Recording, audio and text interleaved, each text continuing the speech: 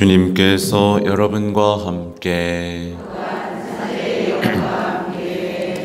루카가 전한 거룩한 복음입니다. 주님 영광 받으소서. 그때 마리아가 말하였다. 내 영혼이 주님을 찬송하고 내 마음이 나의 구원자 하느님 안에서 기뻐 뛰니 그분께서 당신 종의 비천함을 굽어보셨기 때문입니다. 이제부터 과연 모든 세대가 나를 행복하다 하리니 전능하신 분께서 나에게 큰 일을 하셨기 때문입니다. 그분의 이름은 거룩하고 그분의 자비는 대대로 당신을 경외하는 이들에게 미칩니다.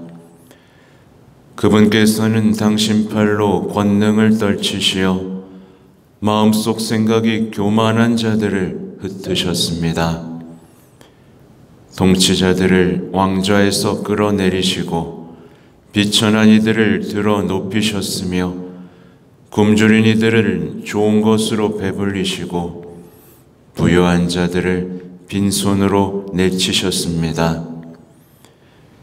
당신의 자비를 기억하시어 당신 종 이스라엘을 거두어 주셨으니 우리 조상들에게 말씀하신 대로 그 자비가 아브라함과 그 후손에게 영원히 미칠 것입니다.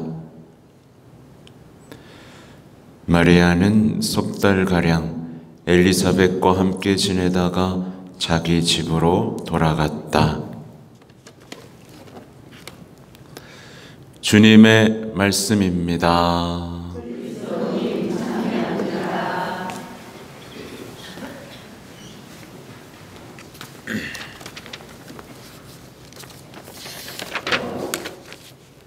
전미예수님, 요즘에 제가 판공을 다니고 있죠. 판공을 다니고 나면 가슴이 많이 슬퍼집니다.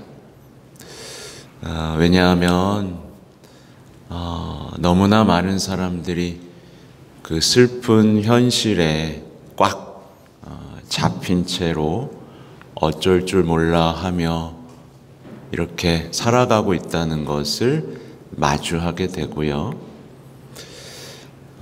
또 하나는 정말 주님의 사랑을 이해하지 못한 채 그 끝없는 자비와 사랑, 구원을 이해하지 못한 그 영혼의 상태를 마주해야 되기 때문에 정말 힘듭니다. 힘들어요. 근데 이게 특징이 있어요.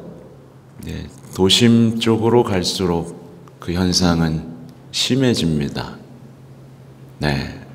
도심 쪽으로 갈수록 그래요. 아무튼 오늘 우리는 마리아의 노래, 마니피캇이라고 불리는 우리 성모님의 노래를 들었습니다. 많은 사람들이 하느님을 이해할 수 없다고 말합니다. 여러분 이해가 잘 됩니까? 하나님의 사랑이 이해가 잘 돼요? 많은 영혼들이요, 하느님은 이해할 수 없어. 왜 이렇게 무관심하시지? 이런 원망을 늘어놓습니다. 그러나 성모님께서는 어때요? 인간의 이해를 넘어선 그 크신 하느님의 사랑을 노래합니다. 굉장히 차이가 크죠? 평생 이해하지 못하는 사람이 있고요. 어떤 사람은 인간의 이해를 넘어선 그 사랑의 신비를 노래합니다. 모두가 하느님은 자신을 사랑하지 않아 라고 원망할 때 성모님께서는 하느님은 약속을 지키시는 분, 노래도 있잖아요. 하느님 약속 지키신다고요, 그죠? 약속을 지키시고 끝까지 사랑하시고 우리를 위해 목숨을 내어놓으신다는 것을 이 노래를 통해서 선포하죠. 마리아의 노래 마니피카지라는 뜻은 크게 한다는 뜻입니다. 그래서 내 영혼이 주님을 찬송하고, 이 부분이 내 영혼이 주님을 크게 합니다 라는 얘기예요. 그래서 성모님의 영혼은 하느님을 크게 말하는 것을 좋아합니다. 크게 하는 것을 좋아해요. 여러분 어때요? 현대인들은 작게 하다 못해 없애버리는 걸 좋아합니다. 성모님은 하나님께 더 큰 영광을 드리고 싶어 합니다. 하나님의 위대하심을 선포하는 영혼이에요. 이게 신앙입니다, 여러분. 이게 신앙이고, 이렇게 노래하는 게, 찬송하는 게, 그래서 찬송가 하지 않습니까? 이게 신앙인의 기쁨인 거고, 신앙의 아름다움입니다. 그래서 교회 가면, 개신교 가면 찬송가 많이 하죠? 여러분 찬송가 들으면 어때요? 막 가슴이 뜨거워지죠? 가끔? 막 뜨거워지는데 나가자마자 차갑게 식어버리죠. 아무 소용없어요. 그런 찬송은 아무 소용이 없습니다. 착각을 불러일으킬 뿐이죠.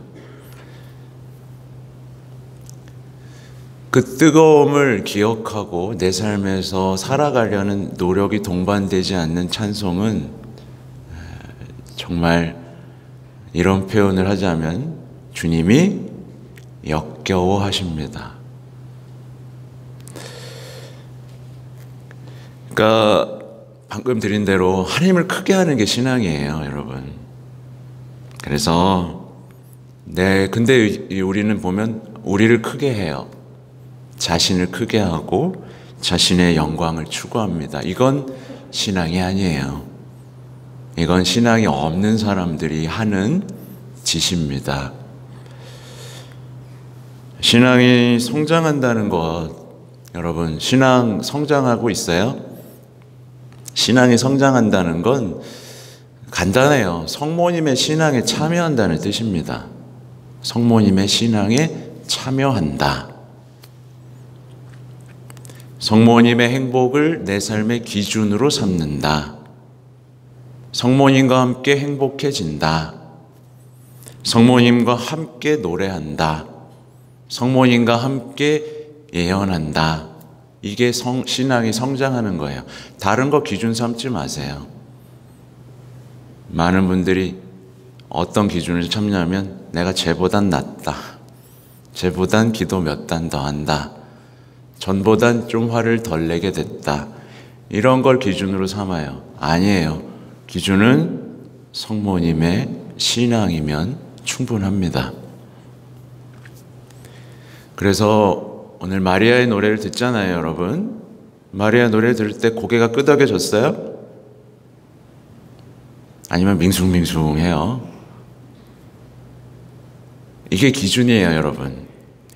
성모님의 노래를 들으면서 고개가 끄덕여지고 가슴을 치게 되고 눈물을 흘리게 되고 하늘을 쳐다보고 기뻐하게 되는 게 신앙이에요, 여러분.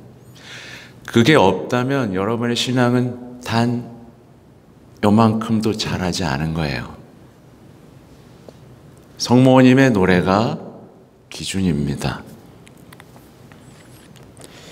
인간의 마음 보세요. 내 영혼이 주님을 찬송하고 내 마음이 나의 구원자 하느님 안에서 기뻐 뛰니라고 말을 하는데, 인간의 마음은 하느님 안에서만 기뻐 뛸 수 있습니다. 이게 우리의 믿음이고 진리입니다. 무엇보다 보세요. 내 마음이 나의 구원자 하느님 안에서 기뻐 뛰니, 나의 구원자라는 말이에요. 아까 시작할 때 말씀드린 대로 하느님을 나의 구원자로 만나지 못하면 내 인생에, 내 구체적인 삶에 구원자이자 해방자로 만나지 못하는 이상 기뻐서 노래할 수가 없죠, 당연히. 이제 많은 분들이 성경을 공부합니다. 성경 공부하신 분? 손을 안 들어요? 근데 공부하고도 어때요, 느낌이? 공부하고도 성경이 계속 어렵다고 느껴요. 계속 어렵다고 느껴요. 오랜 시간 미사에 참석하고도 기도와 봉사활동을 하면서도 그냥 삶이 안 바뀌는 분들이 있어요. 이게 뭐냐면 하느님을 나의 구원자로 만나지 못한 거예요. 아직도.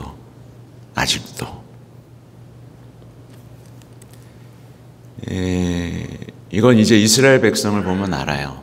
이스라엘 백성에게 구원자가 나타났죠. 알아봐요, 못 알아봐요? 못 알아보죠. 구원자 태어난 날 환영 받았어요, 못 받았어요? 못 받았죠. 이스라엘 백성들은 자신이 원하는 방식의 메시아만 기다려요. 그러니까 진짜 구원자가 왔는데 못 알아봐요. 구원자로 만나지 못한 사람들의 특징이에요. 아유, 하나님이 딱 와가지고 이놈도 바꿔주고 저놈도 없애주고 하면 진짜 내 구원자인데, 이렇게만 생각하고 나 왔다라고 하면 하나도 환영을 못해요. 이스라엘 백성, 그 2000년 전에 벌어졌던 일이 똑같이 벌어지고 있는 거예요. 우리 내면에서. 내가 바라는 방식으로만 구원하셔야 구원자다. 율법학자 바리새인들 어땠어요? 열심히 했어요. 근데 완고했죠? 회개가 없었죠? 무감각했죠? 자신이 바라던 메시아 모습이 아니었기 때문에 그냥 물리쳐버린 거예요. 그 일이 계속 반복되고 있습니다. 그래서 그들은 성탄을 기뻐하지 못했어요. 반복해서 말씀드린 얘기예요. 여러분이 매년 맞는 성탄이 기쁘지 않다면 뭐예요? 그들하고 다를 게 없는 거예요. 어떻게 안 기쁠 수가 있어요? 사랑이 사람이 되셨는데. 그들은 주님과 만나면서도 회개를 못했어요.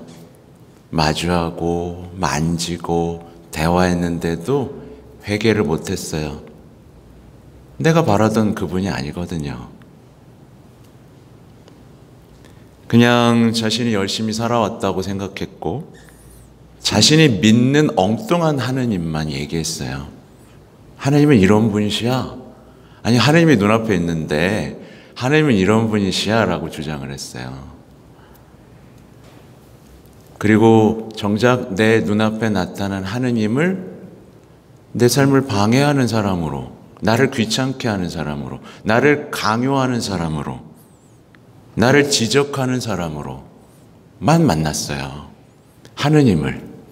그렇죠? 율법학자 바리새인들이 예수님 어떻게 만났어요? 그리고 성모님과 함께 기뻐하지도 못했고 슬퍼하지도 못했어요. 예수님의 탄생에 기뻐하지도 못했고 예수님의 죽음에 슬퍼하지도 못했어요. 이게 그 당시에 벌어졌던 일인데 오늘날 많은 신앙인들의 가슴에서 벌어지는 일이에요. 이거를 사제로서 고해소에서 그런 영혼을 마주할 때마다 굉장히 슬퍼집니다. 특히 원당동에서 그럴 때는 정말 슬퍼집니다. 제가 1년 동안 그토록 얘기하고 선포하고 유튜브에 올리면서 반복해서 들을 수 있도록 했는데도 불구하고 여전히 그때 당시 이스라엘 백성처럼 남아있는 사람들이 있다는 것을 마주할 때마다 역사는 반복되는구나. 그렇게 보아도 보지 못하고 들어도 듣지 못하는 사람들은 여전히 불행하구나. 참 불행하다. 어쩜 저렇게 불행할까? 라는 생각이 듭니다. 아무튼 저는 오늘 너무나 당연한 신앙의 이야기를 하고 있습니다. 그분은 구세주, 구원자이고 우리는 기뻐 뛰놀아야 된다는 너무나 당연한 얘기를 하고 있죠.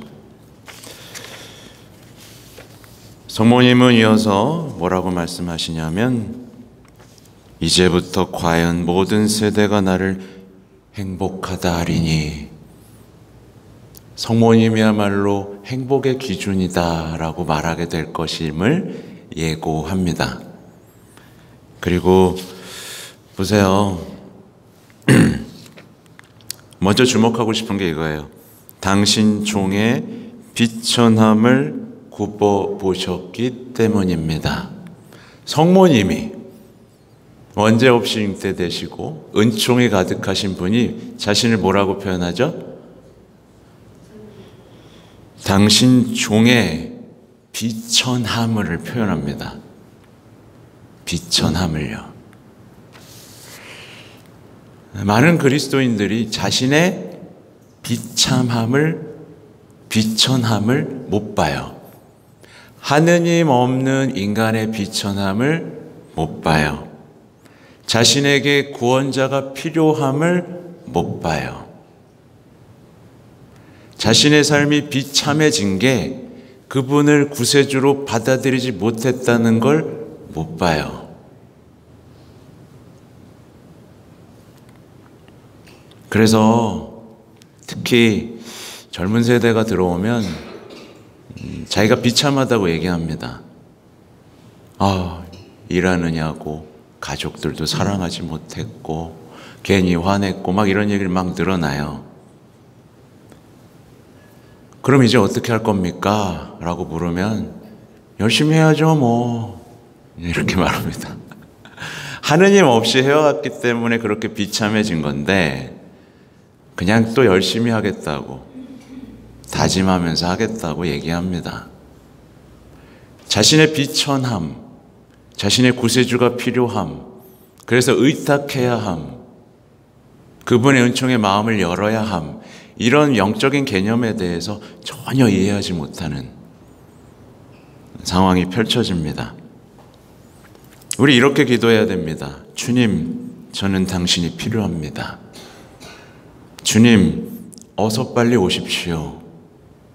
주님, 저와 함께 계셔 주십시오. 주님, 한 말씀만 해 주십시오. 주님, 저를 결코 떠나지 마십시오. 이게 비천한 사람들의 기도예요. 너무 당연한 기도죠. 이렇게 기도하지 못하니까 갇혀 있는 거예요. 남 탓과 미움, 원망과 실망이라는 그 비참한 삶의 굴레에서 못 벗어나요. 계속되는 겁니다.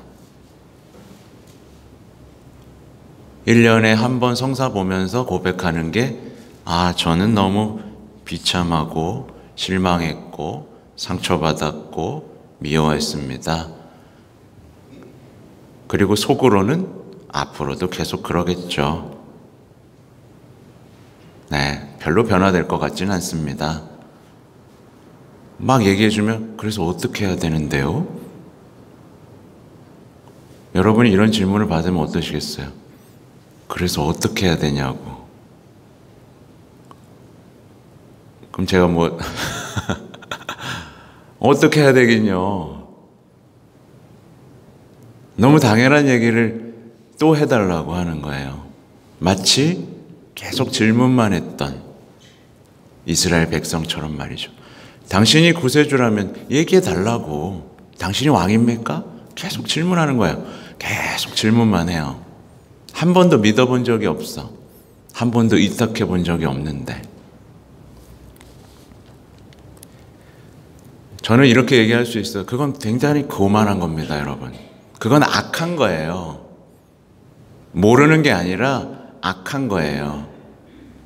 교만함, 악한 거고 주님을 없인 여기는 겁니다. 근데 그걸 몰라요. 자신이 얼마나 큰 죄인인지. 여러분, 우리 죄인이죠? 우리가 얼마나 유혹에 약합니까? 그죠? 우리가 얼마나 악에 사로잡혀 있습니까? 우리에게 얼마나 자비가 필요합니까? 우리에게 얼마나 은총이 필요합니까? 우리를 죄인이라고 말하는 건 기쁨이에요, 여러분. 주님은 죄인과 함께 하시니까요. 근데 죄인이라고 하지 말래. 나 열심히 살았으니까. 저는 비참하고 비천하고 죄인이고 종입니다. 저는 당신이 필요합니다라고 말하는 그 겸손이 싫은 거예요. 교만한 거죠. 그래서 고해할 때 많은 분들이 뉘우침이 없어요. 뉘우침이 없어요. 통회가 없어요. 그냥 답답함과 후회 속에서만 고해를 해요. 그러니까 자신이 상처받고 아픈 것만 생각할 뿐 주님이 우리의 죄 때문에 고통받고 상처받고 아파하시고 그러나 끝까지 사랑하시는 그분의 얼굴을 보지 못하는 비참함이 있습니다. 그래서 이제 그렇잖아요. 우리 다 압니다. 내가 얼마나 사랑이 없고 내가 얼마나 믿음이 없는지 알게 되는 순간들이 옵니다. 그죠? 근데 이상하게 신앙에 대해서 노력을 안 하는, 다른 걸 뭔가 하기 위해서는 굉장히 많은 노력들을 하면서 집 하나 살려고 해도 얼마나 노력하고 알아보고 삽니까? 근데 신앙에 대해서는 단일도 노력을 안 하면서 뭔가 자동으로 될 것이라고 생각하는 분들이 대단히 많습니다. 하여튼 마지막 부분을 보면 보세요. 주님께서는 생각이 교만한 자들을 흩으십니다. 흩어버린다는 거예요. 바벨탑을 연상하시면 됩니다. 생각이 교만한 자들을 흩으십니다. 교만한 자들이 겪을 수많은 악연들을 의미합니다. 수많은 분열, 갈등들을 의미하죠.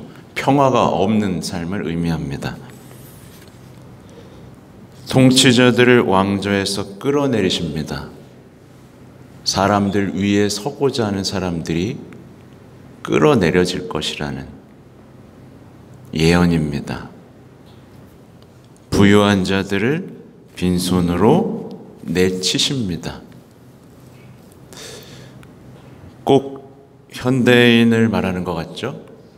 부유해지려고 애를 쓰지만 손을 펴보면 빈손. 그래서 보세요. 현대인들이 겪고 있는 우울입니다. 사랑하려고 하는데 사랑할 수가 없어요. 교만한 자를 흩으시거든요. 올라가려고 했는데 자꾸만 내려가요. 통치자들을 왕좌에서 끌어내리시거든요.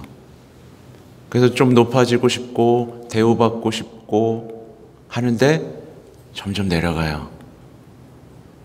아무도 서로를 위해주지 않는 현실 보시죠? 자꾸 내 얘기하면서 나 좀 알아줘라고 서로 얘기하지만 함께 그 우를 바닥을 향해 끌어내려지는 모습을 보시죠? 주려고 하지만 아무것도 받지 못하는,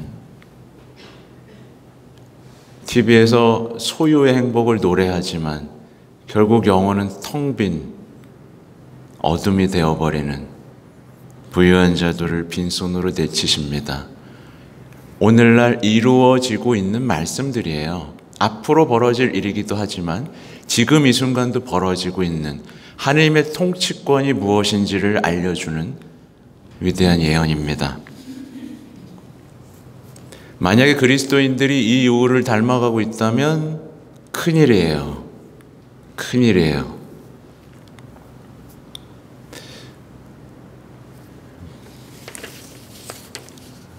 성모님은 전능하신 분께서 나에게 큰 일을 하셨다고 말씀하십니다.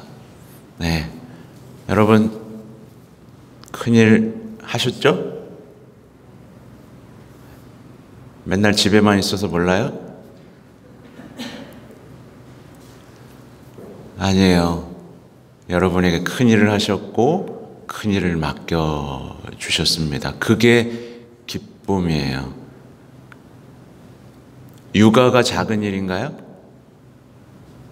예를 들면 우리가 그렇게 일상적으로 반복되고 무시하는 것들, 거기서부터 큰일이 시작됩니다. 아무튼 오늘은 성모님의 노래를 다시 한번 읽어보세요.